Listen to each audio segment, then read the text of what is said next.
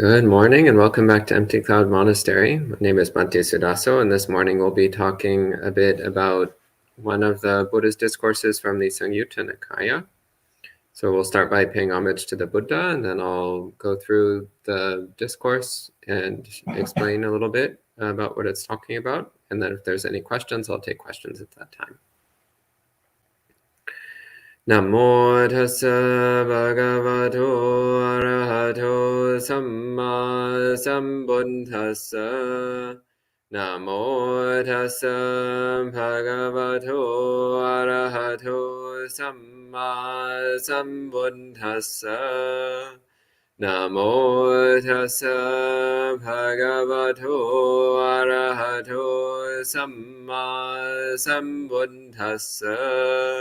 Buddhang dhammang sanghang namasami. So as mentioned, this morning we'll be looking at the discourse called the Kuṇḍaliya Sutta, which is from the Samyutta Nikaya, chapter 46, Sutta number 6. This discourse begins with a person, a layman, who is layman in the sense that he's not a Buddhist monk, but he was a paribhajika, which literally means wanderer. But it was understood that, generally speaking, these were people who had some kind of spiritual practice, some kind of contemplative life or philosophical pursuit. Paribhajika, the wanderers, this encompassed a wide range of kinds of people. So some who had very strict, austere, contemplative lives, who lived very much like strict monks, and all the way to ones who were actually very much indistinguishable from lay people. But what made them notable again was their tendency to travel around seeking for truth, seeking for spiritual truth. So Kuṇḍaliya apparently was one of these spiritual wanderers, one of these people who was going about in search of truth. And he goes to see the Buddha. And he tells the Buddha that what he likes to do is to go and visit monasteries. He likes to go to wherever there's groups of spiritual practitioners, groups of contemplatives gathered, and ask them questions and see what they're doing. And he says that he sees that a lot of people just like to have debates. They just spend their time debating philosophical standpoints, and their goal in their life seems to be winning at debates. So he asked the Buddha, but what is the benefit of your practice? What are you trying to do? In the practice of Buddhism, what is it that you're trying to achieve? What's the purpose? And the Buddha replies. He says, Vijjavamuti palani sangso tathagato viharati. So he's saying an awakened being, a tathagata, an enlightened one, lives for the benefit of knowledge and liberation. Vijja vimutti. So vijja, knowledge in the sense of clear understanding of the nature of reality, clear understanding of the nature of the mind, and vimutti, liberation. So freedom from greed, hatred, and delusion. Freedom from the defilements and corruptions of mind. Freedom from the tyranny of self-identity, the tyranny of self-centeredness. So nice, succinct answer. Like, what's the point of Buddhism? The point of Buddhism is vijjavamutti, knowledge and liberation. And Kuṇḍaliya asks further, he says, and what needs to be developed in order to fulfill vijjan vimutti? So if you want true knowledge and complete liberation, what sort of things do you need to develop? What do you need to practice? And the Buddha replies, Satta Bojjhanga. So the 7 Bojjhanga, the 7 aspects of awakening.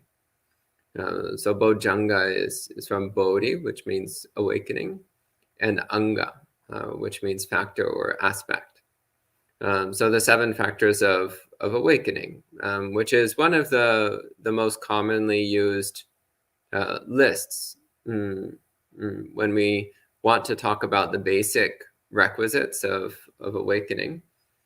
This list of 7 is one of the most common that we use.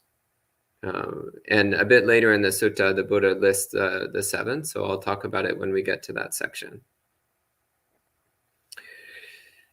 Then Kuṇḍaliya is not satisfied with that answer, so he says, well, what do you need to do in order to fulfill the 7 Bojjhangas? And the Buddha says, well, in order to fulfill the 7 Bojjhangas, you need to practice Cattaro Satipatthana, so the 4 foundations of mindfulness. When we're talking about Buddhist meditation, this is very often one of the main things that we talk about, is the 4 Satipatthanas, the 4 foundations of mindfulness, the 4 establishments of mindfulness. And in fact, the Satipatthana Sutta is widely considered to be one of the best summaries of Buddhist meditation practice to be found in the Sutta Pitaka. But Kuṇḍaliya continues asking questions. So then he says, well, what do you need to fulfill? What do you need to develop in order to fulfill the 4 establishments of mindfulness? So in order to be good at mindfulness practice, what do you need to first develop? Now, this is a very important question. And the Buddha says, well, if you want to if you want to get really good with the 4 foundations of mindfulness, then you need to work on the 3 kinds of right conduct. You need to develop the 3 kinds of right conduct. Which again is interesting. So it's pointing to the fact that the development of mindfulness is dependent upon morality. It's dependent upon our wholesome behavior. And again, the Buddha will explain later in the sutta what each of these lists are. And Kuṇḍaliya asks further. He says, well, what do you need to develop in order to become fully accomplished in the 3 kinds of right conduct? So what's the necessary supportive conditions for developing right conduct, good behavior? And the Buddha replies, restraint of one's senses. So indriya samvara, sense restraint. When sense restraint is developed, it fulfills, it creates the conditions to be well accomplished in the 3 kinds of right conduct. So this then is the basis of the sequence that the Buddha is laying out here. So he's pointing to the basis of Buddhist practice as being sense restraint. And based upon sense restraint, one is able to practice right behavior, good conduct very well. And from a basis of right conduct, of wholesome behavior, then one is able to practice mindfulness well. From a basis of the 4 domains of mindfulness, then one is able to cultivate the 7 factors of awakening well. And with the 7 factors of awakening fully developed, then one can reach true knowledge and liberation. So the final goal of Buddhist practice, which is complete enlightenment, complete awakening. But it all starts with sense restraint. So then the Buddha proceeds to give a brief description of sense restraint. First off, he says, so how can one develop sense restraint such that it enables one to be good with right conduct? And he replies, so when one sees something with the eye, if it's pleasant, then one is not obsessed with it. One does not fixate upon it. One does not produce passion in the mind. So one remains firmly established with one's body, so keeping one's body still and stable, and firmly established with one's mind, so keeping one's mind firm and stable.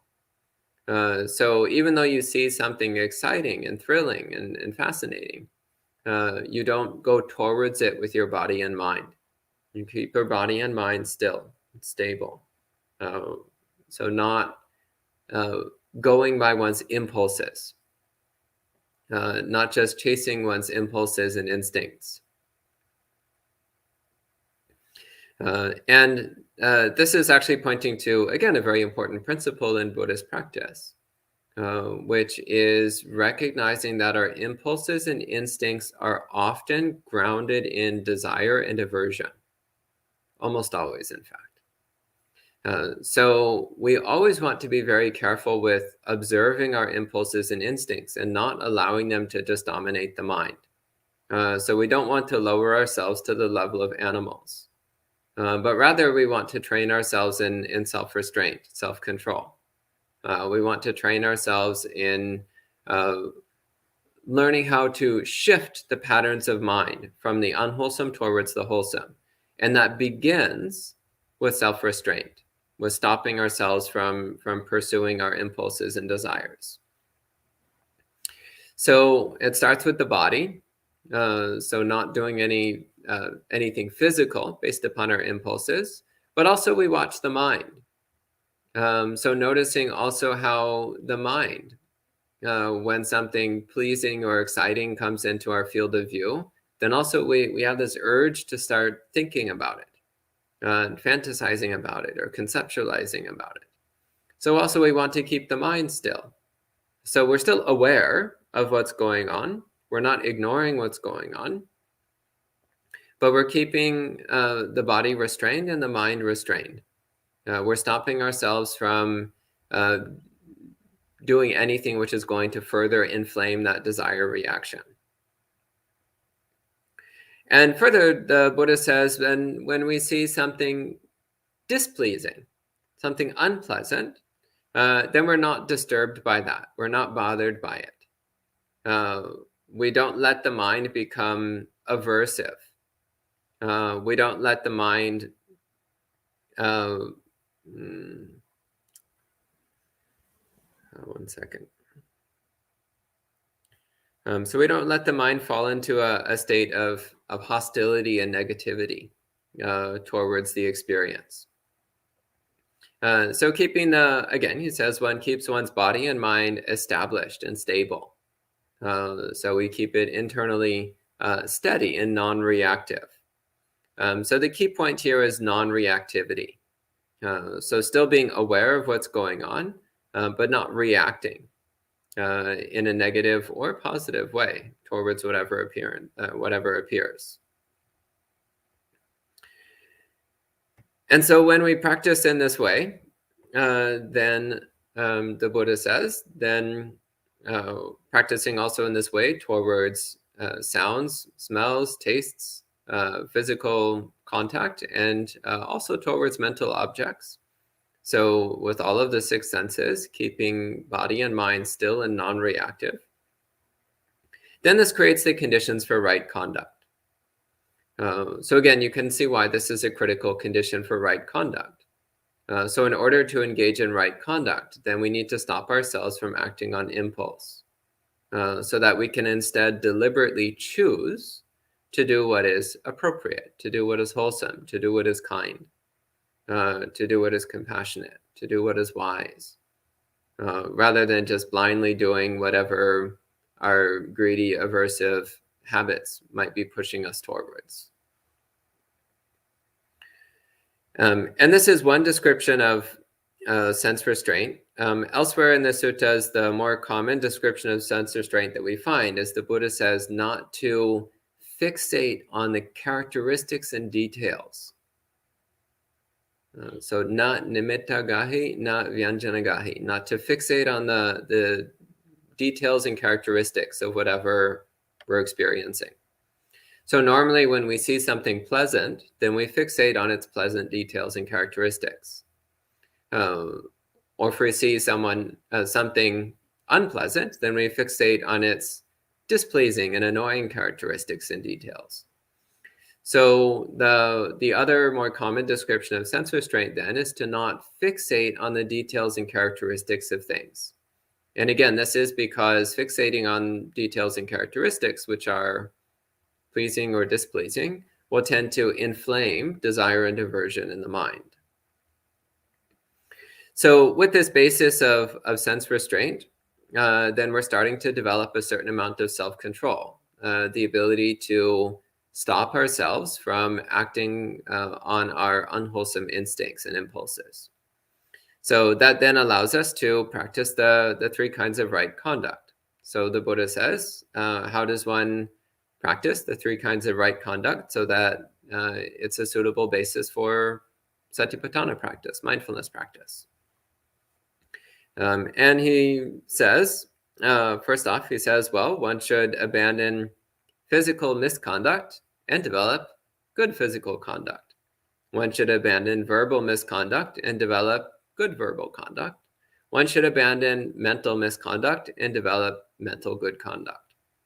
And he doesn't actually explain in further detail here, but elsewhere in the suttas, this is described in 10 forms of misconduct and the 10 forms of good conduct,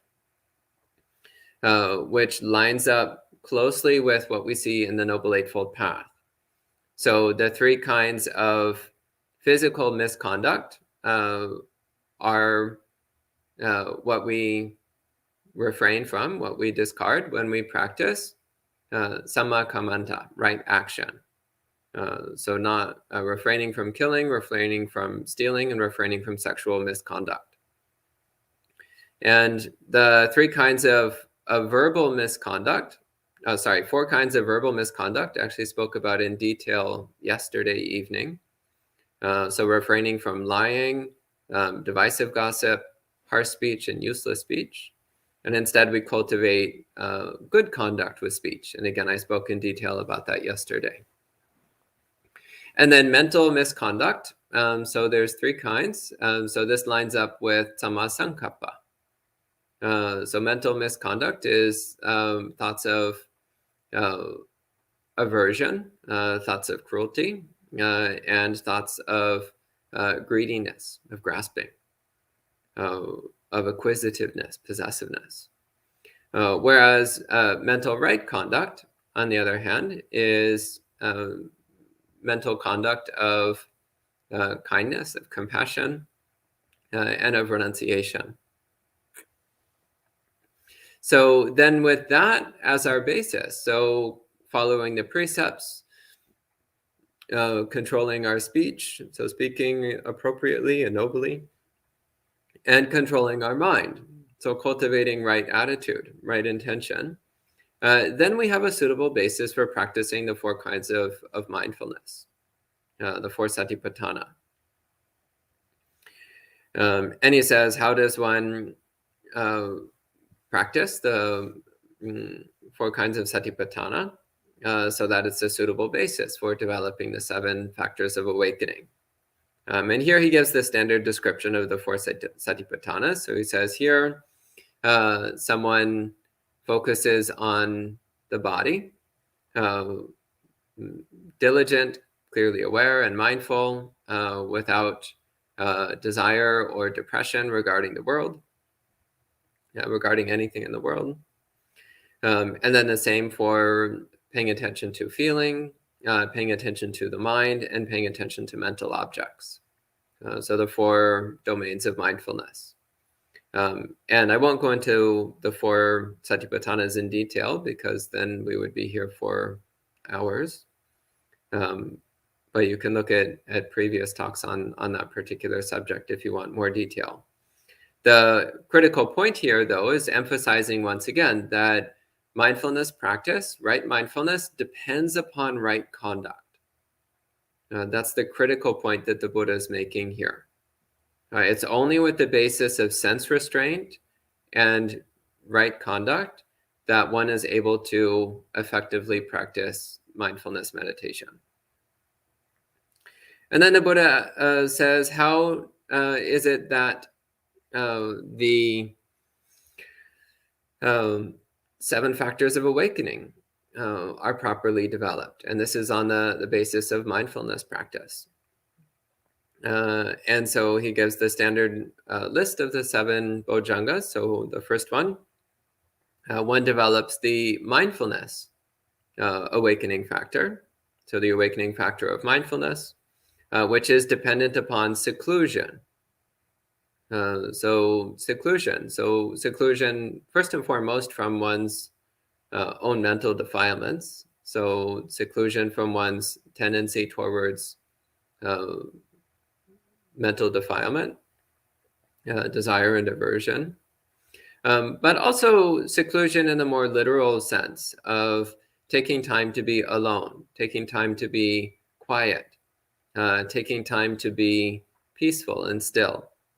So viveka nisitang, this dependency upon seclusion, it refers both to physical seclusion in the sense of reducing unnecessary social contact, reducing unnecessary conversation, unnecessary activity, cultivating a more quiet and peaceful and simple life, and actually spending time alone. The Buddha praised spending fair amounts of time alone as a supportive condition for meditation practice. And also mental seclusion, and that we're working on isolating our mind from anything unwholesome, anything harmful, any kind of harmful thoughts or emotions or habits of mind. So developing the awakening factor of mindfulness depends upon seclusion. And the second one is viraga nisitang, depends upon dispassion. So cultivating good mindfulness depends upon dispassion. So not being passionate about anything in the world, not being excited about anything in the world.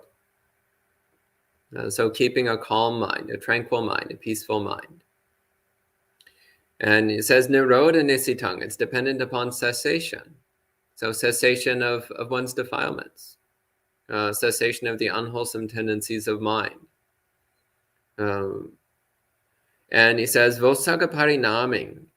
So its culmination is in relinquishment.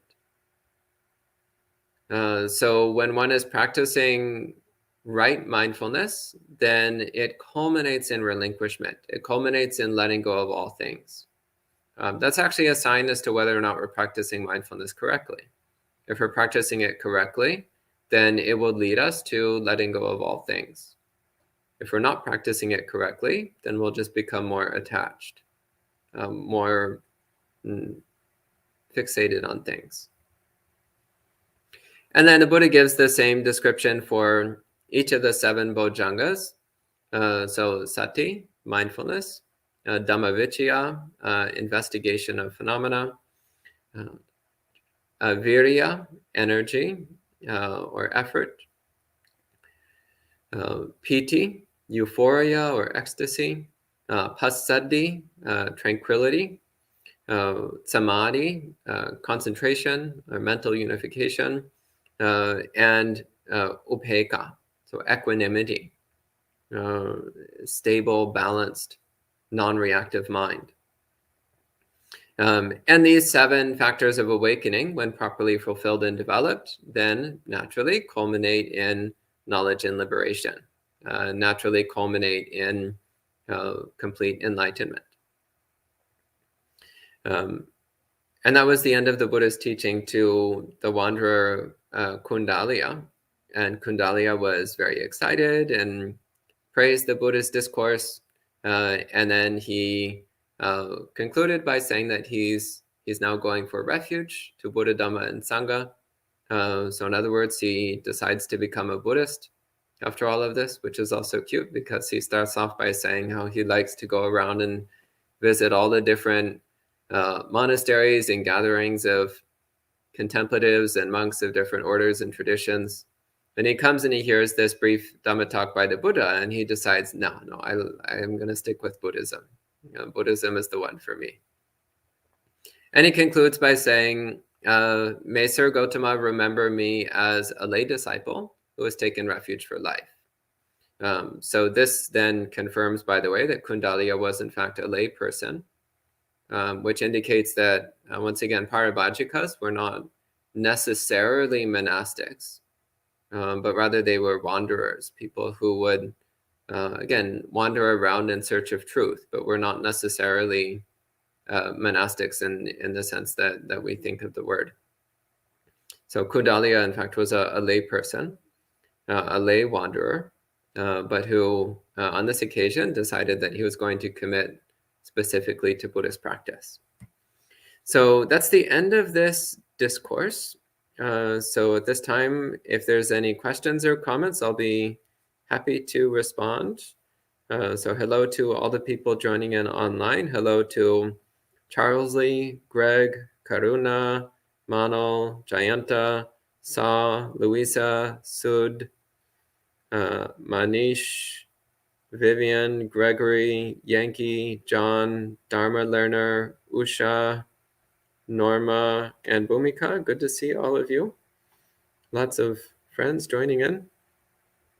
And Manish says, I quit social media. Thank you for your guidance. Sadhu, sadhu, sadhu. Good news. If only the entire world would follow suit.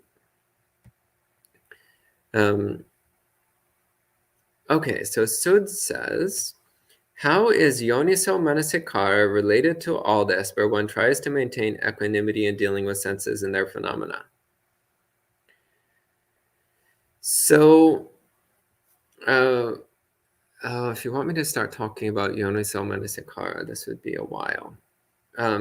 Because the term Yoniso Manasikara is packed with implications. It often gets translated quite blandly as wise contemplation or wise reflection or something like that. And that's only just scratching the surface of this word. The term yoniso literally means based upon the origins, based upon source. So yoniso manasikara then means to consider the causal implications of something, reflecting upon the causal nature of something. So this is deeper than just a simple thing of wisely reflecting, but rather it's really considering the causal implications of one's decisions. And so then when dealing with senses and phenomena, it's recognizing that we're making choices. How we choose to react to sensory experience is a decision. It's a choice, and it has a causal implication. It will have some kind of cause-effect process. So we want to be careful to make choices which will bring about wholesome results, wholesome consequences, which will incline the mind towards awakening.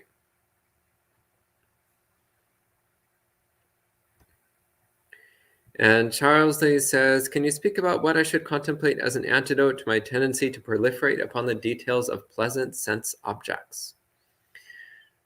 Yeah, so one thing which is really useful, the Buddha recommended to focus on the drawbacks. So one very direct way is to remember that this fixation on pleasant sensory objects is fueling desire in the mind, and paying attention to how uncomfortable and agitating, unpleasant it is to have a mind full of desire, mind full of craving. So then recognizing, by fixating on the pleasantness of that sensory object, I'm actually torturing myself. I'm actually making my mind more painful. Maybe I should stop doing this because it's just making my mind more unpleasant, more disturbed, more unhappy. That's one way. Another thing you can do is with the pleasant sense object, look for some unpleasant aspect to it. And 99% of the time you can find something. So whatever it is. So if it's a person that you find attractive, look for some detail that you find unattractive. This works especially well for hate types because we are experts at finding things to hate. So find some aspect which is unpleasant and pay attention to that. And you'll notice that your overall desire decreases. Or if it's a food item, for example, again, find some aspect of it which is unpleasant. There's always something. There's always something you can find. So that's another option, is to find something unpleasant in the object itself. Another option is to reflect on the temporary nature of the experience. So any pleasant sensory experience is always temporary. It's always unreliable. So those are a few things you can do. Another option is to deliberately put your mind on something else. Sometimes that also works. Deliberately move your mind to something wholesome, something connected with Dhamma. And Ned says, is the amount of greed, hatred, and delusion in the chitta directly related to our place in existence? I don't know what you mean by place in existence. But properly speaking, the amount of greed, hatred, and delusion present in the mind is the result of past karma. It's the result of what you've done in the past, both previously in this life and also in lives before this one.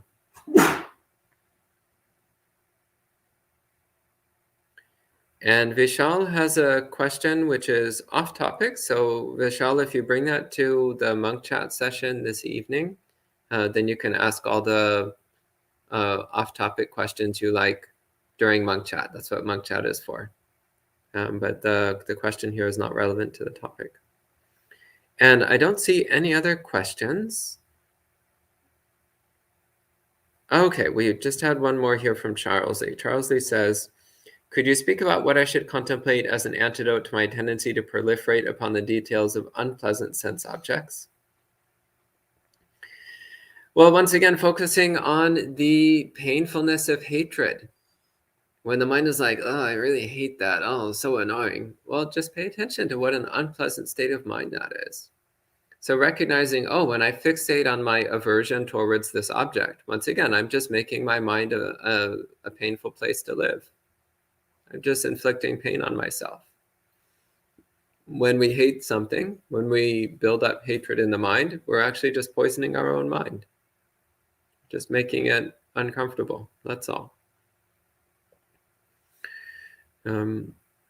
Yeah, I've often found that's the most direct method. Just paying attention to the fact that we're inflicting pain on ourselves with these kinds of thoughts. That's the last question. So I think we'll go ahead and conclude the session at this time with 3 sadhus. Sadhu, sadhu,